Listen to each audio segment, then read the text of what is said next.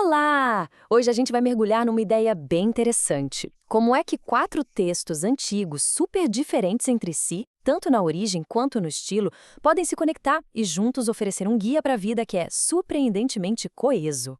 Essa é a grande pergunta. Parece uma mistura meio improvável, não é mesmo? Mas o desafio aqui é justamente esse: desvendar como essas peças tão distintas se encaixam para formar um quadro, um mapa bem completo sobre como navegar no nosso mundo. E as nossas fontes são essas: o livro de Neemias, a primeira carta aos Coríntios, o Salmo 31 e um versículo específico de Provérbios. Cada um deles é uma peça única nesse quebra-cabeça que a gente vai montar agora.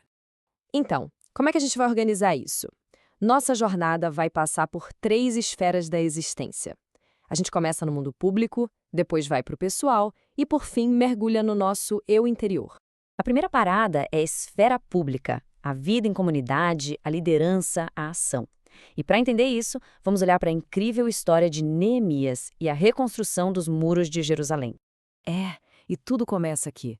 Não com um grande plano de ação, mas com uma emoção muito profunda.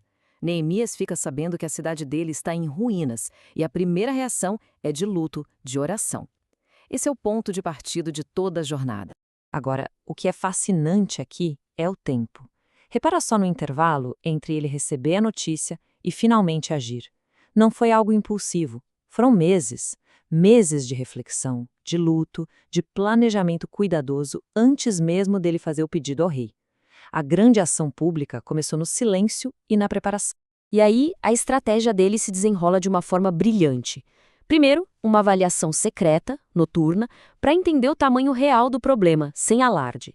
Só depois ele faz o chamado público, mas não como uma ordem, e sim como um convite: venham, vamos reconstruir. Ele transforma um problema numa visão compartilhada e aí delega o trabalho, dando a cada família um pedaço do muro para chamar de seu.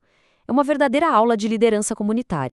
Ok, saindo da praça pública, a gente entra agora na nossa vida pessoal, nos nossos relacionamentos mais próximos. E aqui, vamos olhar para os conselhos do apóstolo Paulo sobre as relações íntimas.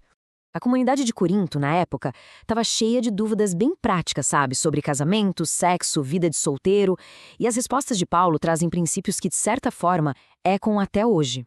O que a gente vê aqui é um equilíbrio muito interessante.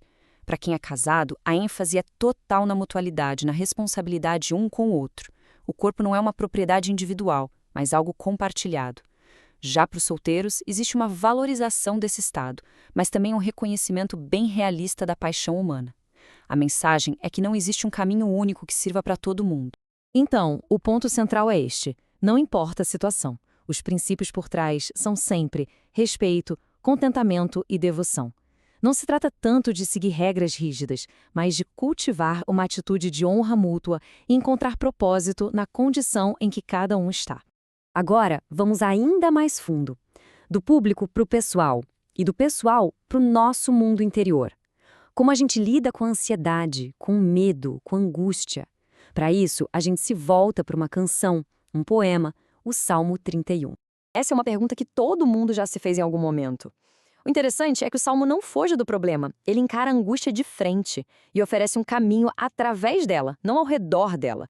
A primeira parte da resposta é uma declaração de confiança.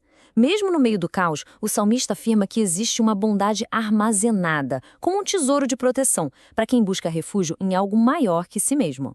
E esse trecho ilustra perfeitamente a natureza desse abrigo.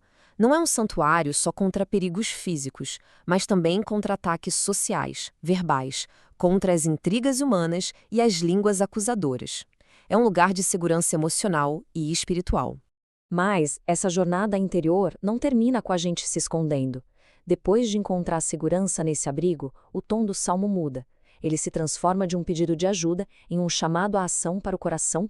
E aqui está a conclusão poderosa. O refúgio não é o destino final, mas sim um campo de treinamento. A segurança que se encontra lá dentro nos capacita a sair e enfrentar o mundo com força e com coragem.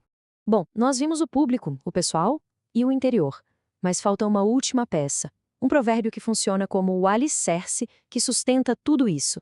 Sem ele, as outras 3 esferas podem simplesmente desmoronar. A mensagem é direta e forte. O orgulho, descrito aqui como olhos altivos e coração orgulhoso, não é visto só como um traço de personalidade. É a própria fonte, o campo não arado onde o erro e o mal florescem.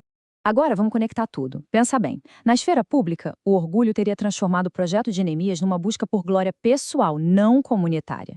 Na vida pessoal, ele destrói a mutualidade, transforma tudo num eu primeiro. E na vida interior, um coração orgulhoso nunca, jamais, admitiria a necessidade de um refúgio como aquele do Salmo 31. O orgulho, então, é essa terra infértil que impede que qualquer uma dessas sementes de sabedoria consiga crescer. E assim, a gente termina com essa pergunta para reflexão. Talvez a lição mais profunda dessa jornada por 4 textos tão antigos seja que, antes de construir muros, relacionamentos ou refúgios interiores, a primeira e mais importante tarefa é cultivar o solo do nosso próprio coração.